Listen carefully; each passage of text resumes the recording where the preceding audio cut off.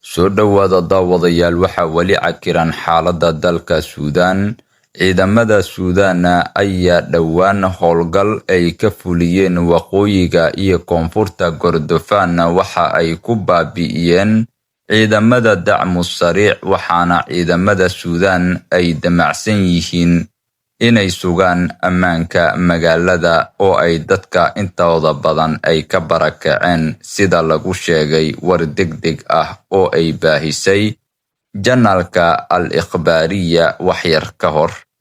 Daawade marka ugu horeyso muuqaalka like saar oo sii sheer garay page-kane follow dheh, waa ku mahadsan tahay intaasi haddaanu samaysid. Wariye ka tirsan janaalka Qaahira Al-Ikhbaariya ayaa soo sheegay waxyar ka hor in ciidamada Suudaan ay ku sii siqayaan galbeedka magaalada cad in ka badan 70 kiiloomitir. Ciidamada Suudaan ayaa ka jawaabay weerar cusub oo lagu qaaday xarunta qaybta 22 ee magaalada Babnuusa, iyadoo diyaaradaha dagaalka ay duqeeyeen ciidamadii weerarka soo qaaday,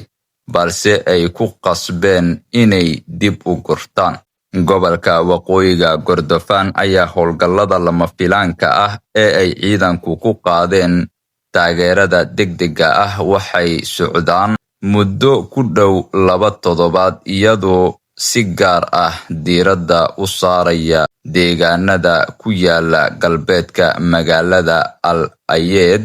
ee caasimadda gobolka waqooyiga Kordofaan, iyadoo ciidamada Suudaan ay burburiyeen in ka badan 20 baabuur oo kuwa dagaalka ah si ay u helaan taageero degdeg ah intii lagu jiray duulaanka ka dhacay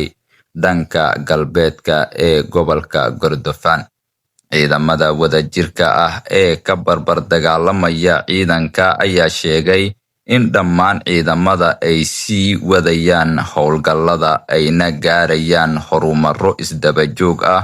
oo dhan walba ah. Dagaalada ayaa ku sii xoogaysanaya galbeedka iyo waqooyiga gobolka Kordofaan. Dagaalka ayaa xooggiisa ka dhacay galbeedka iyo waqooyiga maamulka Kordofaan, halkaasi oo ay ciidamadu 2 toddobaad ka hor joojiyeen duulaankii ay ka geysanayeen waqooyiga Kordofaan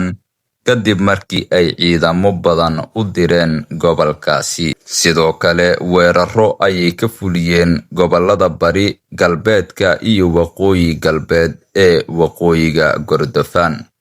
taasi oo uu ku doonayo in uu ku sugo ammaanka gobolka bari ee galbeedka Kordofaan iyo in uu sugo ammaanka magaalada cad ee xarunta gobolka waqooyi ee Kordofaan,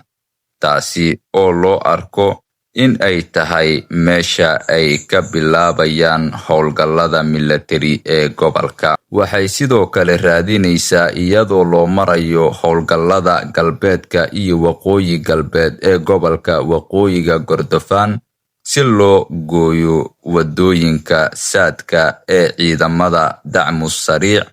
iyo in la furo wadooyinka u suurtagelinaya inay u sii gudbaan koonfurta iyo galbeedka Kordofaan.